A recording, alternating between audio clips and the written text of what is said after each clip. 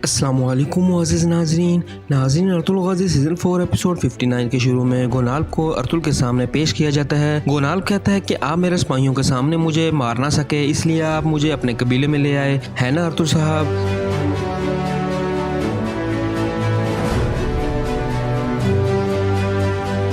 अर्तुल मुस्कुराता है और कहता है कि मैंने आपको यहाँ मारने के लिए नहीं बुलाया, बल्कि आपको हकीकत दिखाने के लिए बुलाया है, ताकि आपकी आंखों पर से गफलत का पर्दा हट सके।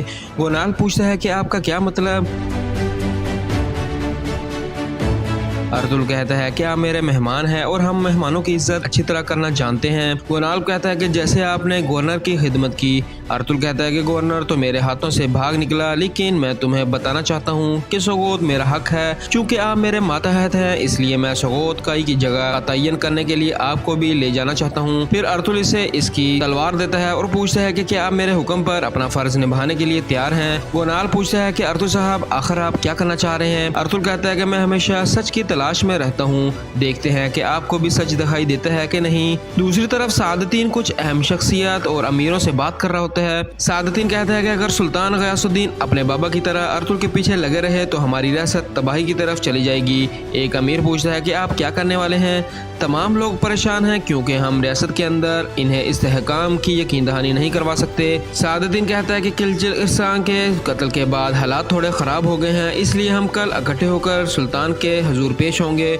और अर्तुल को इसके ओहदे से हटा देंगे। अब वक्त आ गया है कि सुल्तान अपने इख्तियारात की हद को पहचाने। वो तो अपनी माँ के लिए भी बायस शर्म की वजह है। अगर जो हम चाहते हैं ऐसा ना हुआ तो हम सब के ओहदे खतरे में होंगे। एक अमीर कहता है कि जिस तरह के हालात चल रहे हैं, इससे लगता है कि महल में अब कई हुकूमत करेंगे। ये हम सब के लिए खतरनाक सूरत हाल है। सादतीन कहता है कि लेकिन हम ये नहीं होने देंगे। दूसरा अमीर कहता है कि अच्छा, तो फिर हम सुल्तान को इस गफलत से बाहर कैसे निकालेंगे। सादतीन कहता है कि सुल्तान अपने बाबा की अधूरी मुहिम आमद से फतह वापस आना चाहते हैं, और अगर हम इनके हक में खड़े नहीं होंगे तो इन्हें पता चलेगा कि इनकी बतौर सुल्तान अहमियत कुछ भी नहीं है। दूसरी तरफ अर्तुल अपने खामे में आता है। हलीमा खुश आमदीद कहती है। अर्तुल कहता है कि हलीमा, कल हम इंशाल्लाह अपने वतन के लिए अपना रास्ता साफ करेंगे और इंशाल्लाह तमाम काफरों को खत्म कर देंगे। इसलिए इस सफर पर जाने से पहले मैं तुमसे हर शय के लिए माफी मांगना चाहता हूँ। हलीमा अर्तुल के हाथ का बोसा लेती है और कहती है कि अगर मैंने भी आपके साथ कुछ बुरा किया है तो मुझे भी माफ कर दें, अल्लाह आपकी हिफाजत फरमाए। फिर अर्तुल अपने बेटे गुंदूज से मिलता है और फिर वो लोग आपस में बातें करते हैं।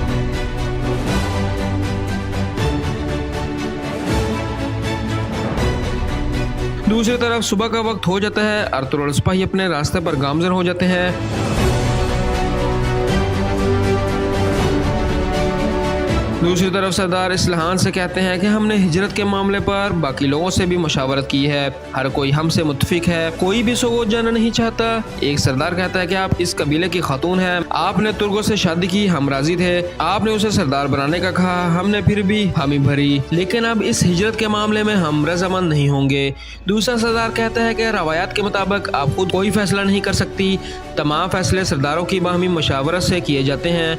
इस्लाहान कहती है कि आप सबको पता है कि हम अर्तुल साहब के मातहत हैं और अब हम दोनों कबाइल भी मिल चुके हैं। अगर हिजरत हमारे लिए फायदेमंद ना होती तो क्या अर्तुल साहब अपने कबीले को सगोत मुंतकिल करने का सोचते। फिर सरदार उठ जाते हैं और एक कहता है कि इन सब बातों से हमें कोई गर्ज नहीं है, अगर अर्तुल साहब अपने कबीले को सगोत मुंतकिल करना चाहते हैं तो करें, लेकिन हम अपने कबीले को कहीं भी लेकर नहीं जाएंगे। दूसरा सरदार कहता है कि अगर आप जाना चाहती हैं तो अपने शोहर के साथ जा सकती हैं। फिर वो सब लोग बाहर चले जाते हैं। दूसरी तरफ अर्तुल और सिपाही जा रहे होते हैं। एक जगह अहमद खड़ा इनका इंतजार कर रहा होता है। इतनी देर में अर्तुल और सिपाही भी वहां पहुंच जाते हैं। फिर अर्तुल अपने घोड़े से उतरकर एक तरफ जाता है और अहमद से मिलता है। अहमद कहता है कि अर्तुल साहब, मैंने आपको कुछ अहम बताना है। दूर खड़ा गोनाल्ब सारम से पूछता है कि ये आदमी कौन है। सारम कहता है कि अर्तुल साहब का दोस्त। अहमद अर्तुल को बताता है कि गवर्नर का दोस्त सगोत में आप पर घात लगाकर बैठा होगा, वो काफी ज्यादा तादाद में है, चितान के जंगजू भी वहाँ मौजूद हैं। अर्तुल मुस्कुराता है और कहता है कि आज हम इंशाल्लाह इन्हें सबक सिखा देंगे। अहमद कहता है कि हुजूर, इस लड़ाई में मैं भी आपके साथ होना चाहता था, लेकिन गवर्नर ने मुझे अहम फरीजा सौंप दिया है। अर्तुल पूछता है कि क्या फरीजा। अहमद बताता है कि अमीर सादतीन ने गवर्नर से कारवां सराय में मिलना था और उन्होंने आपको ख़त्म करने के लिए मनसूबाबंदी करनी थी। गवर्नर ने मुझे अपना एलची बनाकर वहां भेजा है। अर्तुल कहता है कि तुम्हें सादतीन का भरोसा जीतना होगा। अगर तुम भरोसा जीतने में कामयाब हो जाते हो तो हमें सादतीन और शहंशाह की तमाम साजिशों के बारे में पता चल जाएगा। अहमद कहता है कि ठीक है हुजूर।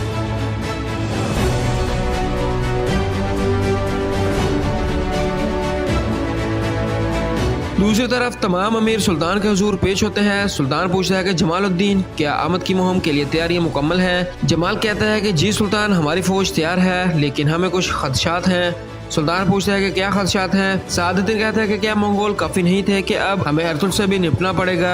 सुल्तान कहता है कि सादुद्दीन, मैं अर्तुल के मुतल्लिक एक भी लफ्ज़ सुनना नहीं चाहता। दूसरा अमीर कहता है कि सुल्तान, कोनिया में कुछ अफवाहें गर्दिश कर रही हैं। कुछ लोगों का कहना है कि आपने अर्तुल साहब से मिलकर अपने बाबा को जानबूझकर मारा। सुल्तान कहता है कि बस बहुत हो गया, ये तुम क्या कह रहे हो? सादुद्दीन कहता है कि सुल्तान, ऐसे गुस्सा करने से इस मामले का हल नहीं निकल सकता। सुल्तान कहता है कि तुम क्या कहना चाह रहे हो? सादुद्दीन कहता है कि सुल्तान, अर्तुल एक बार फिर हमारे लिए मसला लेकर आया है। सुल्तान कहता है कि क्या मतलब सादुद्दीन? सादुद्दीन कहता है कि हम जो अमन मुआहिदा गवर्नर कर्तुस के साथ करना चाहते थे, अर्तुल ने इससे मुस्तरद कर दिया और इसने गवर्नर कर्तुस को मारने की कोशिश की और इससे बढ़कर के उन्होंने गुलाब साहब को जिंदान में फेंक दिया।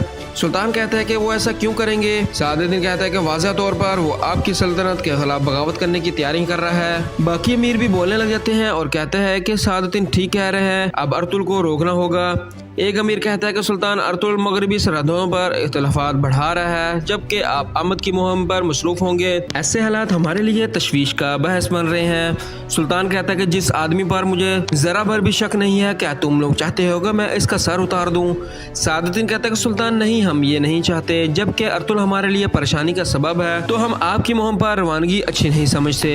सुल्तान कहता है कि अच्छा, तो फिर आप क्या चाहते हैं? सादुद्दीन कहता है कि हम जानते हैं कि अर्तुल साहब सुगोत को नहीं छोड़ेंगे और वहाँ पर अपना वतन बनाएंगे।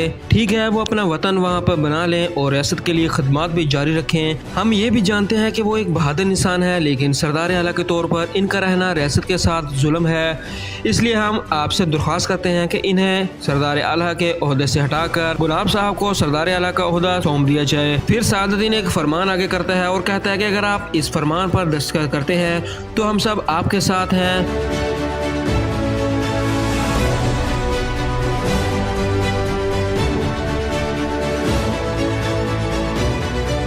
दूसरी तरफ इब्न अरबी और अहमद जंगल में एक जगह बैठे होते हैं। अहमद इब्न अरबी से इस्लाम के बारे में मजीद पूछ रहा होता है और इब्न अरबी अहमद को इस्लाम के बारे में तमाम ज़रूरी बातें बताते हैं और मुख्तलिफ वाक़यात और हदीस बताकर अहमद के दिल को ईमान के नूर से मुनव्वर करते हैं।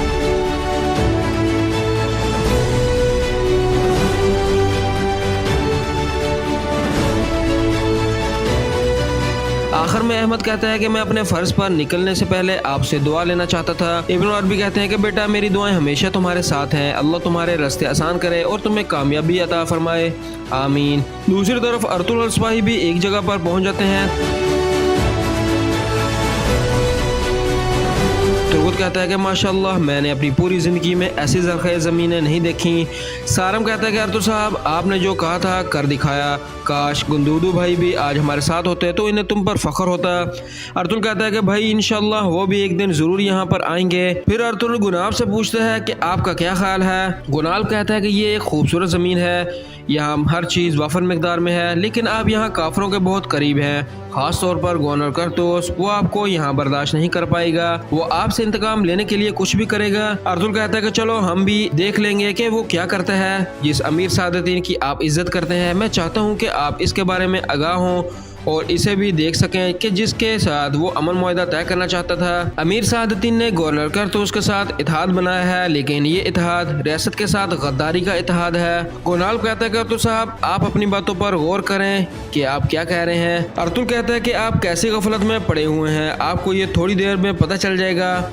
दूसरी तरफ गवर्नर कर्तुस अपने सिपाहियों को लेकर एक जगह खड़ा होता है। इतनी देर में इसका कमांडर आता है और बताता है कि जनाब, काइयों ने वादी को पार कर लिया है। गवर्नर पूछता है कि वो लोग कितने हैं? कमांडर कहता है कि वो बहुत थोड़ी तादाद में है। गवर्नर कहता है कि जबरदस्त, अब वो आसानी से हमारे जंगल में फंस जाएंगे। और फिर अपने कमांडर से कहता है कि तुम किले वापस जाओ और हिफाजत को यकीनी बनाओ। लियोन कहता है कि जो आपका हुक्म। दूसरी तरफ महापरी के पास एक अमीर आता है और बताता है कि सादुद्दीन और उसके साथ के अमीर सुल्तान को मुहिम से रोकने के लिए धमकियां दे रहे हैं। महापरी कहती है कि सादुद्दीन का इरादा अर्तुल को मारकर एक एक करके अपने रास्ते से तमाम रुकावटें हटाने का है। अमीर कहता है कि मुझे डर है कि वो अर्तुल को मारने के बाद सुल्तान पर अपना कंट्रोल कर लेंगे और फिर वाहिद आप इसके रास्ते की रुकावट रह जाएंगी और शायद वो आपको भी मार डालेगा। महापरी कहती है कि ये वाज़ेह है कि सादुद्दीन का अगला निशाना तुम और मैं हूँ। हमें इकदाम उठाने होंगे, तुम्हें इसे रोकना होगा। अमीर कहता है कि वो कैसे। माँ परी कहती है कि हमारी रियासत की और मेरे बेटे की सलामती के लिए तुम्हें सादतीन को मारना होगा। अपने आदमी लो और इसके पीछे जाओ। वो गवर्नर करतुस से मिलने कारवांसराय जा रहा है। दूसरी तरफ अर्तुगरुल और सब लोग अपने रास्ते पर गामजन होते हैं।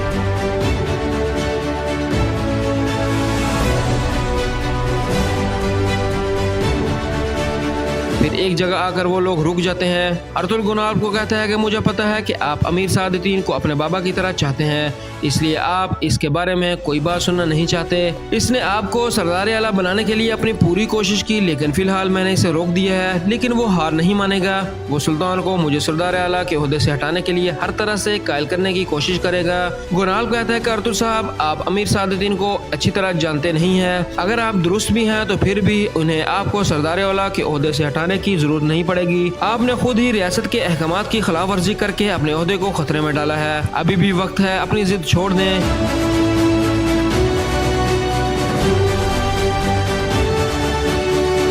एक तरफ गवर्नर करतुस और सिपाही भी छुपे मौके का इंतजार कर रहे होते हैं। अर्तुगरुल कहता है कि अगर मैं ये जमीनें दे भी देता तो वो आपको यहाँ का निगरान बनाकर इस्तेमाल करता और फिर वो मुझे निशाना बनाता। गुनाल कहता है कि आपकी आंखों पर गुस्से से पट्टी बंध गई है। अर्तुगरुल कहता है कि हमारा गुस्सा सिर्फ हमारे दिमाग को तेज करता है, लेकिन किसी पर अंधा एतबार सच का सबसे बड़ा दुश्मन है। और यहाँ पर इस एपिसोड का इख्तिताम हो जाता है। अस्सलामुअलैकुम मुअज़्ज़िज़ नाज़रीन अर्तुगरुल ग़ाज़ी सीज़न 4 एपिसोड 60 के शुरू में अर्तुगरुल गुनाल से कहता है कि सादतीन मुझसे सुगोत लेना चाहता है जो कि सुल्तान ने मुझे दिया है, और अगर मैं गवर्नर के साथ अमन मुआहिदा करता हूँ तो कल वो आपको यहाँ का निगरान बनाकर इस्तेमाल करता और इसका मकसद मुझे मारना है। गुनाल कहता है कि अर्तुगरुल साहब, गुस्से की वजह से आपकी आंखों पर पट्टी बंध गई है। अर्तुगरुल कहता है कि गुस्सा सिर्फ हमारे दिमाग को तेज करता है और किसी पर अंधा एतबार सच का सबसे बड़ा दुश्मन है। फिर गुनाल को अपना पुराना वाकया याद आता है जब वो छोटा बच्चा था। गुनाल देखता है कि हर तरफ लाशें ही लाशें पड़ी हैं।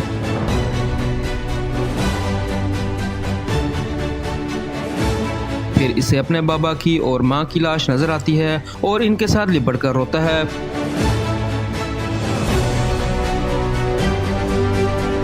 इतनी देर में एक तरफ से सादतीन और कुछ सिपाही आते हैं। गुनाल खंजर निकालकर इन्हें कहता है कि दूर हो जाओ, तुम लोग कातिल हो। सादतीन कहता है कि तुम्हारे बाबा मेरे सबसे अच्छे और बहादुर दोस्त थे। इन्हें मैंने नहीं बल्कि शहजादों की लड़ाई के दौरान ये सब लोग शहीद हुए हैं। तुम्हारे बाबा की तरह मैं भी सुल्तान अलाउद्दीन का साथी हूँ। तुम्हारे बाबा और तुम्हारी माँ का बदला लेना मुझ पर वाजिब है बेटा। फिर सादतीन पास बैठ जाता है और दुआ करता है और दुआ के बाद बच्चे से कहता है कि तुम्हारे बाबा और माँ का खून जाया नहीं जाएगा, मैं तुम्हें एक बेहतरीन जंगजू बनाऊंगा। फिर गुनाल अपनी सोच से वापस आ जाता है।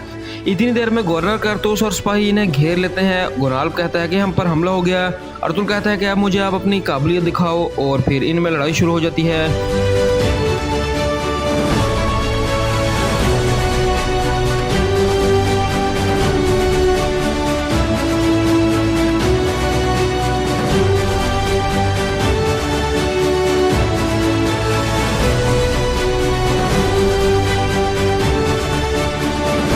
दूसरी तरफ सादतीन कारवांसराय में गवर्नर करतुस का इंतजार कर रहा होता है और कहता है कि अभी तक गवर्नर आया क्यों नहीं। इतनी देर में दो सिपाही अहमद को पकड़कर सादतीन के सामने लाते हैं। सादतीन इसे देखकर हैरान रह जाता है और कहता है कि आरस तुम। और फिर सादतीन पास आता है और अपनी तलवार निकाल लेता है और अहमद के गले पर रखकर पूछता है कि तुम यहाँ क्या कर रहे हो। अहमद कहता है कि गवर्नर करतुस ने अपना एलची बनाकर मुझे यहाँ भेजा है। एक बार फिर हम अर्तुगरुल के खिलाफ इकट्ठे खड़े हो गए। सादतीन कहता है कि गवर्नर तुम पर कैसे भरोसा कर सकता है और तुम्हें यहाँ कैसे भेज सकता है, क्या वो तुम्हारे बारे में जानता नहीं है कि तुमने मेरे साथ क्या किया। अहमद कहता है कि मैंने अर्तुगरुल के हाथों से इसकी जान बचाई, इसलिए उसने मुझ पर भरोसा किया और यहाँ भेजा। देखो मैं यहाँ बात करने आया हूँ और तलवार के बगैर आया हूँ। मैं तुम पर एतबार करके यहाँ आया हूँ और तुम्हें भी मुझ पर एतबार करना चाहिए। सादतीन कहता है कि तुम अपने किए की सजा जरूर भुगतोगे। दूसरी तरफ लड़ाई जारी थी। गवर्नर अपने सिपाहियों से कहता है कि सबको मार दो और अर्तुगरुल को मेरे लिए छोड़ दो। इतनी देर में अर्तुगरुल के बाकी छुपे हुए सिपाही भी आ जाते हैं।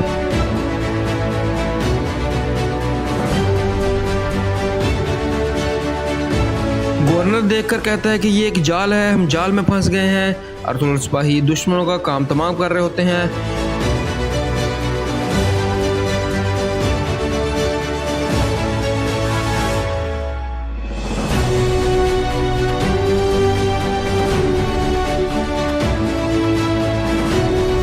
गवर्नर करतूस सूरत हाल को देखकर अपने चंद सिपाहियों के साथ वहाँ से भागता है, जबकि सारम इसके पीछे जाता है। फिर सारम इन्हें पकड़ लेता है और सिपाहियों का काम तमाम करके गवर्नर को पकड़ लेता है।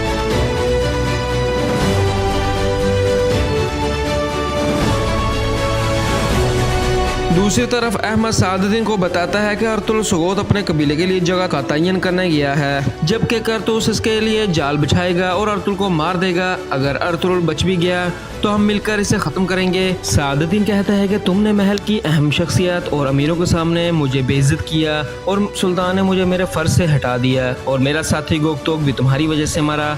तुम्हें इस सब की कीमत चुकानी होगी। अहमद कहता है कि सादुद्दीन, तुमने भी मेरे साथ क्या क्या किया, क्या मैं तुम्हें याद करवाऊँ? लेकिन माजी की सब बातें भुलाकर हमें आगे बढ़ना होगा।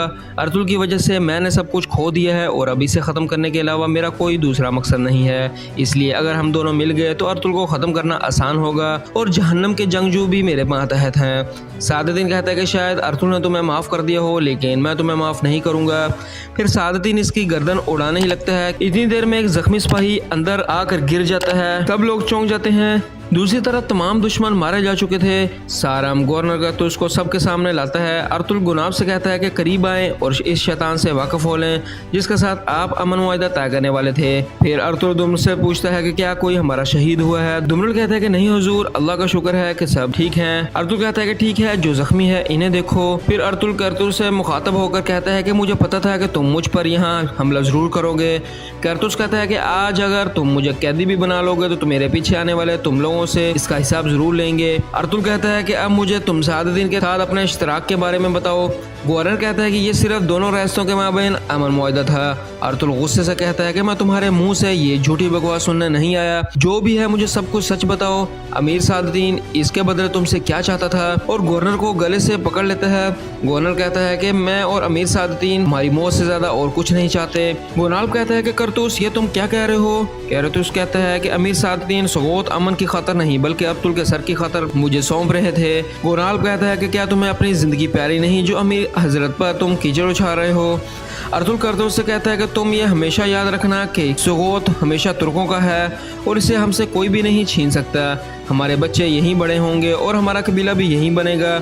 और अगर तुम मेरी शराइत पर अमन मुआहदा तय करना चाहते हो तो फिर मैं तुम्हारी जान बख्श दूंगा। फिर अर्तुल दुमरुल से कहता है कि गवर्नर को पकड़ लो और किले ले जाओ। फिर अर्तुल गुनाब से पूछता है कि क्या आपको कुछ कहना है? गुनाब कहता है कि मैं आपके इंसाफ और बहादुरी की कदर करता हूँ, लेकिन ये मत सोचिएगा कि जो मैंने सुना है इसे सच मान लूंगा। दूसरी तरफ सादुद्दीन अहमद से कहता है कि तुम्हारे सिपाहियों ने मेरे सिपाहियों को कत्ल कर दिया, तुमने मुझे जाल में फंसाया है। अहमद कहता है कि सादुद्दीन, मैंने जाल में नहीं फंसाया। इतनी देर में बाहर से मजीद सिपाही आ जाते हैं और इन पर हमला कर देते हैं।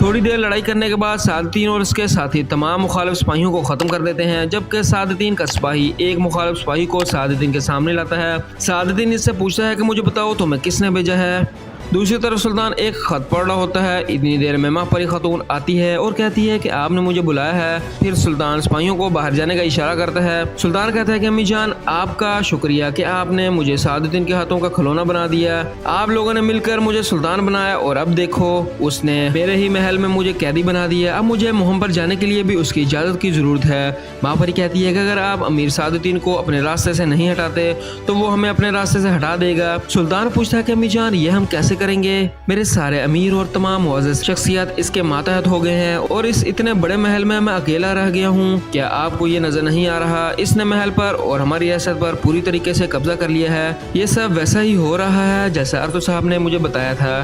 फिर सुल्तान को पुरानी बात याद आती है जब अर्तुल सुल्तान को हकीकत से आगाह कर रहा होता है। माँ परी अपने बेटे के पास बैठ जाती है और कहती है कि बेटा, सादुद्दीन मरने वाला है। सुल्तान पूछता है कि क्या मतलब आपका? माँ परी कहती है कि ताजुद्दीन इसे मारने के लिए इसके पीछे गया है। वापस अब सिर्फ सादुद्दीन की लाश ही आएगी। सुल्तान कहता है कि अगर वो नाकाम हो गया तो फिर? माँ परी कहती है कि फिर मैं मान लूंगी कि मैंने तुम्हारे साथ बुरा किया है और अगर तुम्हारी खातर मुझे मरना भी पड़ा तो मर जाऊंगी, लेकिन सादुद्दीन को मैं खुद मारूंगी। दूसरी तरफ सादुद्दीन का सिपाही कहता है कि अमीर हजरत, मैं इसे जानता हूँ, ये अमीर ताजुद्दीन का सिपाही है सादुद्दीन कहता है कि अच्छा, तो अमीर ताजुद्दीन मतलब महापरी खतून ने मुझे मारने के लिए अमीर ताजुद्दीन से गठजोड़ कर लिया है। सिपाही कहता है कि अमीर हजरत, अब हम क्या करने वाले हैं? सादुद्दीन कहता है कि जिन्होंने हमें जाल में फंसाया है अब इन्हें सबक सिखाएंगे। इतनी देर में पीछे से सिपाही इस पर हमला कर देता है, लेकिन अहमद इसे पकड़ कर मार देता है और सादुद्दीन इसे देखकर हैरान रह जाता है। अहमद सादुद्दीन से कहता है कि अब तुम्हें पता चला है कि तुम्हें किसने जाल में फंसाया। अगर मैं तुम्हें मारना चाहता तो मैं तुम्हारे मुखालिफ लड़ता और तुम्हें लड़ाई के दौरान ही मार देता। क्या तुम्हें अब भी मुझ पर भरोसा नहीं है? दूसरी तरफ अर्तुल और सिपाही गवर्नर करतूस को लेकर किले पहुंच जाते हैं। सिपाही अर्तुल साहब जिंदाबाद के नारे लगा रहे होते हैं। फिर अर्तुल कुछ सिपाहियों को देखकर कहता है कि गुनाल साहब, ये आपके सिपाही नहीं लग रहे। गुनाल कहता है कि जी अर्तुल साहब, ये मेरा सिपाही नहीं है। फिर अर्तुल अपने घोड़े से उतरता है और हकीम अर्तुल से पूछता है कि क्या बात है। आइदुमश कहता है कि अर्तुल साहब, ये सिपाही कोनिया से आए हैं आपके लिए सुल्तान का फरमान लेकर। गुनाल पूछता है कि कैसा फरमान? फिर कासर सुल्तान का फरमान पढ़ता है और कहता है कि सुल्तान के फरमान के मुताबिक किला कारचसर और सरदार आला का ओहदा अर्तुल साहब से ले लिया गया है। सब लोग चौंक जाते हैं। कासद कहता है कि किले का नया हकम और नया सरदार आला गुनाल साहब होंगे। गुनाल कहता है कि ये तुम क्या कह रहे हो? बामसी कहता है कि अर्तुल भाई, कासद ये क्या बकवास कर रहा है? कासद कहता है कि सुल्तान का फरमान है, इस पर सुल्तान की मोहर लगी हुई है। बामसी गुनाब से कहता है कि आपको हर चीज का पहले से ही पता था, लेकिन याद रखें ये हम किला किसी सूरत भी आपको नहीं देंगे। गुनाल कहता है कि तुम पागल मत बनो, मुझे ये सब कुछ अभी पता चला है जैसा कि तुम लोगों को। अर्तुल बामसी से कहता है कि गुनाल साहब इस सब में मुलव्वस नहीं है। बामसी पूछता है कि भाई फिर कौन हो सकता है? अर्तुल कहता है कि अमीर सादुद्दीन। दूसरी तरफ सादुद्दीन अपने सिपाही से कहता है कि वो गद्दार ताजुद्दीन जहाँ भी है इसे पकड़कर मेरे पास लाओ और गुनाल साहब को भी पैगाम पहुँचाओ, इनके लिए मेरे पास एक फरीज़ा है। सिपाही कहता है कि जैसे आपको हुक्म। फिर सादुद्दीन अहमद से कहता है कि तुमने मेरी जान बचाई, तुम मेरे हमरा होकर मेरे दुश्मनों के साथ लड़े। अहमद कहता है कि बिल्कुल, जैसा कि मैंने तुम्हें कहा था कि मैं तुमसे इत्तेहाद करने आया हूँ, ना कि तुम्हें मारने के लिए। सादुद्दीन कहता है कि ठीक है, फिर मैं तुमसे बातचीत करूँगा, लेकिन तुम कभी भी गवर्नर करतूस का साथ मत छोड़ना और जब वक्त आएगा तो मैं तुम्हारी हिमायत करूँगा और तुम्हारी साख बहाल करने में मदद करूँगा। लेकिन सबसे पहले हमें अर्तुल और तमाम कईयों से छुटकारा हासिल करना होगा। अहमद कहता है तो ठीक है, फिर हमारे दरमियान सब कुछ तय हो गया।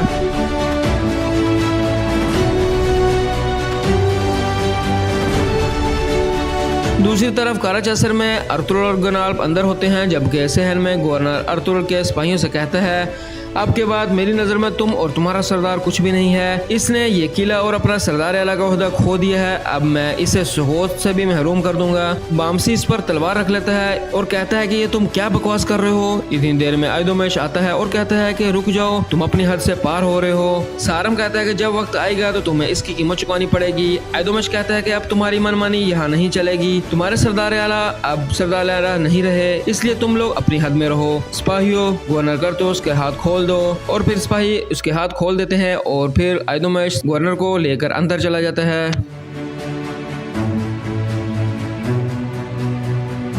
और यहाँ पर इस एपिसोड का इख्तिताम हो जाता है।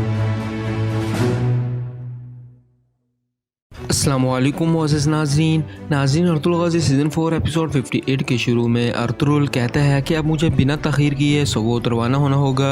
हकीम अर्तुल कहता है कि हुज़ूर, बिल्जे के गवर्नर को पता है कि आप सोगोत जा रहे हैं, इसलिए वो हाथ पर हाथ रख कर नहीं बैठेगा, वो आपको जाल में फंसाएगा।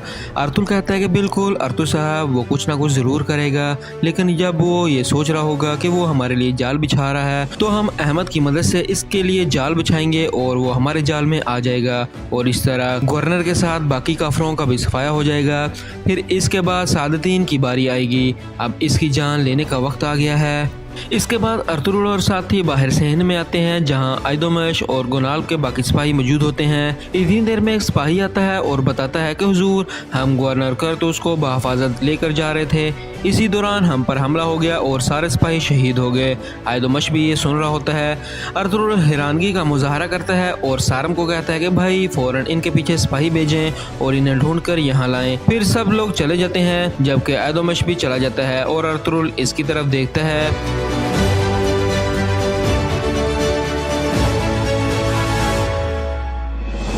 दूसरी तरफ अहमद गवर्नर और उसके कमांडर को सब कहानी बताता है कि जो कोनिया में इसके साथ हुआ, लेकिन ये कहानी भरोसा दिलाने के लिए मनगढ़ंत होती है। अहमद कहता है कि मैंने सब कुछ तहस नहस कर दिया और देखो सुल्तान अलाउद्दीन मर गया और इसका बेटा खिलजी अरसलान भी मर गया है, जिसे सुल्तान ने तख्त का वारिस बनाया था। गवर्नर कहता है कि अब सुलजोग सल्तनत बहरान का शिकार है, हमारे शहंशाह तुम्हें इस पर शाबाश देंगे। अहमद कहता है कि जब अर्तुल मर जाएगा और सादतीन भी मर जाएगा तो फिर तुर्कों का खात्मा होगा। गवर्नर कहता है कि तुमने जो भी किया बहुत अच्छा किया। अब अमीर सादतीन कारवांसराय में मेरा इंतजार कर रहा है, लेकिन मेरी जगह तुम जाओगे। इसे सिर्फ अर्तुल का सर चाहिए। तुम इसे बताना कि मैं अर्तुल के लिए एक जाल बिछाने वाला हूँ, लेकिन इसके बदले इसे सगोत मेरे हवाले करने की यकीन दहानी करवानी होगी। मुझे पूरा यकीन है कि तुम इस मामले को अच्छी तरह तय करोगे। अहमद कहता है कि तुम फिक्र न करो, तुम सगोत जाओ और अर्तुल का काम तमाम करो। गवर्नर कहता है कि अब मैं अर्तुल को ख़त्म करने के लिए सगोत जा रहा हूँ।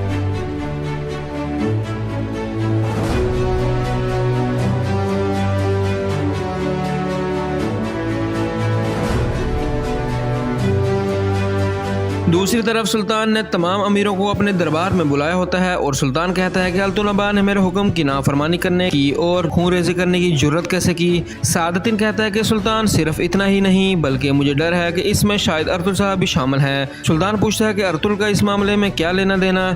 सादतीन कहता है कि मेरे ख्याल से वो शहजादा अरसलान को बचाकर आपके खिलाफ बगावत करने जा रहा था। इसी खौफ की वजह से अल्तुनबा अपने हवास खो बैठा और उन्होंने शहजादा और इसकी माँ को मार डाला। सुल्तान अर्तुल के मामले में आपको चुप नहीं रहना होगा। दूसरा अमीर बोलता है कि बिल्कुल अर्तुल साहब को इसके नताइज भुगतना होंगे।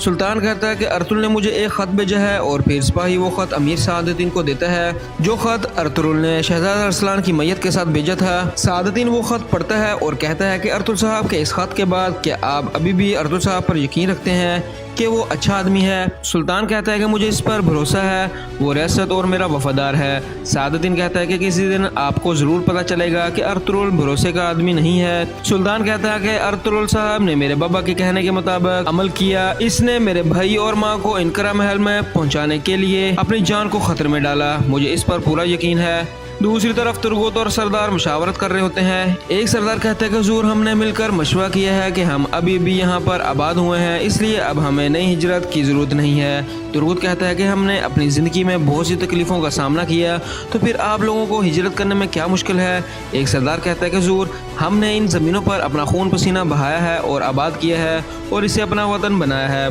अब हम ऐसी ज़मीनों पर कैसे जा सकते हैं जिनके बारे में हम जानते ही नहीं, और मज़ीद ये कि काफिर बिल्कुल हमारे सरों पर होंगे। बामसी कहता है कि सरदारान जब हम दोनों कबाइल इकट्ठे होंगे तो किसी में भी ऐसी जुर्रत नहीं है कि जो हमारी तरफ देख सके। आखिर आप इतने खौफजदा क्यों हैं। एक सरदार कहता है कि अब हमारी रियासत ने भी हमें छोड़ दिया है, वहाँ पर काफिरों से निपटना हमारे लिए मुश्किल होगा।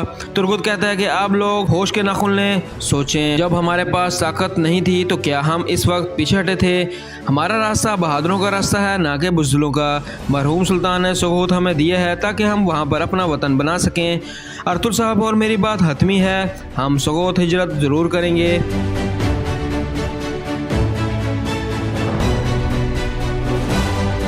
दूसरी तरफ हलीमा इस्लाहान को समझा रही होती है और कहती है कि तुम पर जो मुसीबतें आई हैं इनसे निकलना आसान नहीं था। अगर अर्तुल साहब वक्त पर ना आते तो हमारे बहादुर इस दुनिया में जिंदा ना होते, लेकिन हमें मुश्किलात का सामना करना होगा और बहादुरों की तरह अपने रास्ते पर डटे रहना होगा, और यही हमें ज़ेब देता है। इस्लाहान कहती है कि हलीमा मैंने हर किसी को अपनी परेशानी की वजह बताई है, आखिर कोई समझता क्यों नहीं है। ऐसी सूरत हाल पहले कभी नहीं हुई। हमारी रियासत पर सादतीन का कब्जा है, आखिर कोई क्यों नहीं समझ रहा। हलीमा इस्लाहान को काफ़ी देर समझाने और कायल करने की कोशिश कर रही होती है, फिर इस्लाहान सोच में पड़ जाती है। दूसरी तरफ सुल्तान गयासुद्दीन अपनी माँ से पूछता है कि अम्मी जान क्या शहजादा अरसलान और उसकी माँ के कत्ल के बारे में आप जानती थीं। माँ परी कहती है कि अल्तुनबा ने अपनी हदूद को पार किया और अम्मी सादतीन ने वही किया जो ठीक था। सुल्तान कहता है कि अम्मी जान मुझे मेरे सवाल का जवाब दें। माँ परी कहती है कि अगर अर्तुगरुल शहजादा अरसलान को बचा लेता तो तुम्हें पता था कि फिर क्या होता। सुल्तान कहता है कि अम्मी जान आपने ही मुझे बताया था कि फौज और अहम शख्सियात मेरे साथ खड़ी हैं। माँ परी कहती है कि बिल्कुल बेटा, मैंने कहा था। क्या तुम अमीर सादतीन की इन अहम शख्सियात में क्या अहमियत है नहीं जानते। तमाम तुर्क कबाइल मुतहद हैं। क्या तुम्हें पता है कि अगर बगावत हुई तो फिर हमारी रियासत तबाह हो जाएगी। सुल्तान कहता है कि अम्मी जान मेरे सवाल का जवाब दें। महापरी कहती है कि अगर मैं मुलव्वस ना होती तो हमारी रियासत खत्म हो चुकी होती। सुल्तान बहुत अफसुर्दा होता है और कहता है कि अगर आप मेरी माँ ना होती तो मैं आपको इसी वक्त कत्ल कर देता। महापरी कहती है कि अगर मुझे तुम्हारे हाथों से मौत आए तो मेरे लिए इससे बढ़कर और क्या है हो सकता है। मुझे यकीन है कि मैंने सिर्फ अपना फर्ज पूरा किया है, मुझे मौत का कोई डर नहीं। सुल्तान कहता है कि अम्मी जान क्या आप ये मानती हैं कि सआदुद्दीन ने मेरी वफादारी में अल्तुनबा को कत्ल किया। महापरी कहती है कि मैं तुम्हारी सल्तनत के लिए जो जरूरी था वो करने की पूरी कोशिश की। सुल्तान कहता है कि और सआदुद्दीन का क्या, आप तीनों ने मुझे सुल्तान बनाया और इसने अब अल्तुनबा को मार दिया है। महापरी कहती है कि तुमने मुझे कमरे में बंद कर दिया है, अगर तुम मुझे आज़ाद करोगे तो मैं इसे अपने बस में कर लूँगी। सुल्तान कहता है कि अम्मी जान क्या आपको लगता है कि वो मेरा वफादार है और मैं आपकी वफादारी को कैसे जांचूंगा। महापरी कहती है कि बेटा मेरी नीयत तुम्हें सुल्तान बनाने के अलावा और कोई भी नहीं है, लेकिन तुम्हें अब सआदुद्दीन को अपने कंट्रोल में करना होगा। सुल्तान कहता है कि असल में इसने मुझे कंट्रोल में किया हुआ है, मेरी रियासत और फौज इसके आगे झुकती है, क्या आप ये सब कुछ नहीं देख पा रही। महापरी कहती है कि अगर वो अपनी हदूद से बाहर निकला तो जो जरूरी होगा वो आप करेंगे, लेकिन ये याद रखें कि मैं आखिरी सांस तक आपके साथ हूँ।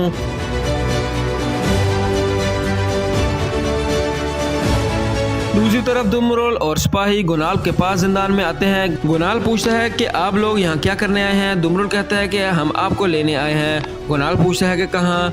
दुमरोल कहता है कि जब आप वहाँ जाएंगे तो आपको पता चल जाएगा।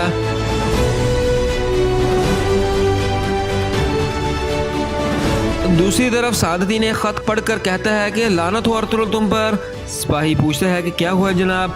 सआदुद्दीन कहता है कि काराचसर से आयदोमश ने खबर भेजी है, अर्तुगरुल ने गुनाल और गवर्नर के माबैन होने वाले मुआहदे को रोक दिया है और उसके सिपाही गवर्नर को सजाए मौत देने के लिए ले गए हैं और गुनाल साहब को जिंदान में फेंक दिया है। सिपाही कहता है कि हुजूर हम सिपाही बेचकर अर्तुगरुल का काम तमाम कर देते हैं। सआदुद्दीन कहता है कि गवर्नर करतोस इसको धमा लेगा, क्योंकि गवर्नर करतोस को ले जाते हुए अर्तुगरुल के सिपाहियों पर हमला हो गया और गवर्नर करतोस और इसका कमांडर वहां से भाग निकले। इसके बाद अब सुल्तान अर्तुगरुल को इसके ओहदे से हटा देंगे। सिपाही पूछता है कि अगर सुल्तान ने अर्तुगरुल का साथ दिया तो फिर आप क्या करेंगे। सआदुद्दीन कहता है कि फौज के सिपहसालार को पैगाम भेजो, इन्हें इतला दो कि अगर सुल्तान ने कोई बेवकूफ़ी की तो वो हमारी रियासत खतरे में होगी। मैं अर्तुगरुल से सरदार आला का ओहदा छीन लूंगा। जब अर्तुगरुल का मैं ओहदा छीन लूंगा तो गवर्नर करतोस से मिलने कारवां सराय जाऊंगा और अर्तुगरुल को खत्म करने की हम प्लानिंग करेंगे। दूसरी तरफ अर्तुगरुल और बाकी सब लोग बैठे होते हैं। अर्तुगरुल कहता है कि सगोत मरहूम सुल्तान की तरफ से हमें अपना वतन बनाने के लिए सौंप दिया गया था। सगोत का मतलब हमारे लिए नए दरवाजे जिससे हम अपनी सरजमीनों को फैलाने और नई मुबारक जद्दोजहद शुरू करने के लिए राह बनाएंगे। तुर्गुत कहता है कि अल्लाह के हुक्म से हम नई जद्दोजहद और ज़मीनों की बगैर डरे पैरवी करेंगे। सारम कहता है कि इंशाअल्लाह नया वतन हमारे लिए बरकतें लेकर आएगा। फिर अर्तुगरुल इस्लाहान से पूछता है कि आप इस मामले पर क्या कहेंगी। इस्लाहान कहती है कि हुजूर मेरे कुछ शुबहात हैं। अर्तुगरुल कहता है कि जी बताएं। इस्लाहान कहती है कि हम सबको अमीर सआदुद्दीन के बुरे कामों के बारे में पता है और अब इसने रियासत पर अपना कब्जा जमा लिया है। मुझे डर है कि वो हमारे लिए मजीद मुश्किलात पैदा करेगा। जिस इंसान ने सुल्तान को मार दिया तो वो हमारे साथ क्या करेगा। अर्तुगरुल कहता है कि अमीर सआदुद्दीन ने आज तक हमें बहुत सी मुश्किलात से दो चार किया और हमारे खिलाफ बहुत सी साजिशें की, लेकिन अल्लाह के हुक्म से हमने इसकी तमाम साजिशों को नाकाम बना दिया और हम इसकी वजह से मजीद मजबूत हो गए। आपको भी पता है कि हमारा मकसद अजीम है और इस मकसद में खौफ की कोई जगह नहीं। हम पर जितनी बड़ी मुश्किलात आती हैं हम इतने ही मजबूत होते हैं और हमारी बर्दाश्त इतनी ही बढ़ती है। अब मैं आपसे पूछता हूँ कि अगर अलियार साहब जिंदा होते तो वो क्या करते। इस्लाहान कहती है कि हुजूर आपकी बात दुरुस्त है, लेकिन चौधार के सरदारान का क्या, वो सब भी इस हिजरत के खिलाफ हैं और मैं अपने कबीले को तोड़ना नहीं चाहती। फिर अर्तुगरुल इस्लाहान को मजीद समझाता है और इस्लाहान मुतमिन हो जाती है और हाँ में सर हिलाती है। दूसरी तरफ सआदुद्दीन महापरी के कमरे के बाहर आता है और जाली की मदद से वो लोग बात करते हैं। महापरी पूछती है कि मुझे मामला से आगाह करें। सआदुद्दीन कहता है कि मैंने अल्तुनबा को मार दिया और आपका और सुल्तान का नाम दागदार होने से बचाया। महापरी पूछती है कि क्या हमारी रियासत अर्तुगरुल का कुछ नहीं बिगाड़ सकती। सआदुद्दीन कहता है कि बिल्कुल बिगाड़ सकती है। अब अर्तुगरुल से सरदार आला का हुदा वापस लेना बहुत जरूरी है, इसलिए मैं जो हो सकता है वो करूंगा और आपको भी कोशिश करनी होगी ताकि हम अर्तुगरुल को रोक सकें। महापरी कहती है कि मैं इस बारे में सुल्तान से बात करूंगी। सआदुद्दीन कहता है कि मैं कारवां सराय जाऊंगा और गवर्नर करतोस से मिलूंगा। मुझे यकीन है कि वो अर्तुगरुल को खत्म कर देगा। दूसरी तरफ इस्लाहान तुर्गो से कहते हैं कि ज़रूर मैं जानती हूँ कि मैंने अपनी हद पार कर दी थी और आपके साथ ऐसी बातें की क्योंकि मुझे अपने कबीले को लेकर परेशानी थी, लेकिन आपको भी पता है कि मेरा आपके अलावा कोई नहीं है। तुर्गुत इस्लाहान से कहता है कि मैं जानता हूँ इस्लाहान, मेरा भी तुम्हारे सिवा इस दुनिया में कोई नहीं है, तुम परेशान ना हो, मुझे तुमसे ज़्यादा अपने कबीले की फ़िक्र है। अब तुम्हारे खदशात ख़त्म हो चुके हैं, अब से हर जगह मैं तुम्हारे साथ हूँ।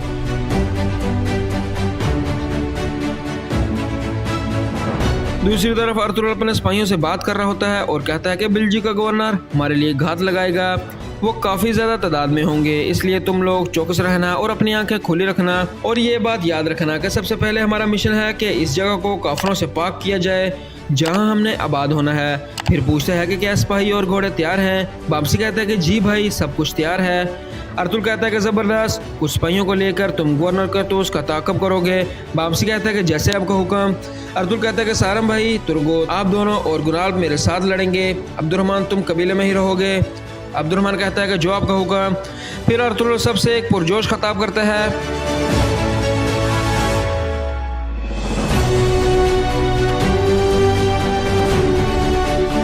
दूसरी तरफ आयदोमश ज़ंदान में मारिया के पास आता है और बताता है कि मैं अमीर सादतीन के हुक्म से यहाँ आया हूँ और वही आपको यहाँ से निकाल सकते हैं। मारिया पूछती है कि तुम लोग मुझसे क्या चाहते हो? आयदोमश कहता है कि अर्तुग साहब, बहुत जल्द तुम्हें मार देंगे, आखिर तुमने मरना है, लेकिन अगर तुम हमारे साथ इताअत करोगी तो तुम यहाँ से बाहर आज़ाद हो जाओगी और बहुत से सोने के सिक्के भी कमाओगी। मारिया पूछती है कि तुम मुझसे क्या चाहते हो? आयदोमश कहता है कि हम तुमसे मालूमात चाहते हैं और हर मालूमात के बदले तुम्हें सोने के सिक्के मिलेंगे। मारिया पूछती है कि किसकी मालूमात और किस जगह की? आयदोमश कहता है कि बिल्जिक के गवर्नर से मालूमात चाहिए। मारिया कहती है कि मैं तुम्हें मालूमात जरूर फराहम करूंगी, लेकिन तुम्हें मुझे यहाँ से पहले बाहर निकालना होगा। आयदोमश कहता है कि ठीक है, तुम फिक्र ना करो, अमीर सादतीन तुम्हें यहाँ से बाहर निकाल लेंगे।